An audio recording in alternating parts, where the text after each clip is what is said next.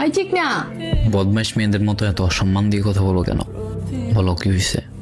এই টাইমে তুমি ফর্ডা রেখে SMS কেন দিছো? আগে বলো তুমি কই? আমি জিমে আছি, বলো কি হয়েছে?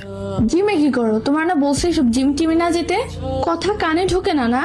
ক্লাস 8ম শ্রেণীর একটা মেয়ে যদি আমার মতো একটা দামড়া ছেলের এইভাবে কথা শোনায়, কেমনটা লাগে? তো তুমি বড় দেখে তোমার কিছু বলা যাবে না? আমার সাথে এসব চলবে না। বলে রাখলাম। আচ্ছা ঠিক আছে, জিম থেকে বের হও, করতে হবে না এসব। আমার শরীর দুর্বল দুর্বল লাগে তাই করি। এমন করো কেন? আর আমার বডি হইলে, আমার সেক্স প্যাক হইলে তো তোমারই ভালো লাগার কথা।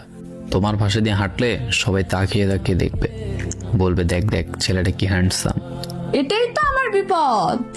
বেডিরা পরে হা করে তাকাই থাকবে। কত কি না বাবা, লাগবে না আমার এসব জিম টিম, তুমি বাসায় থাকবে।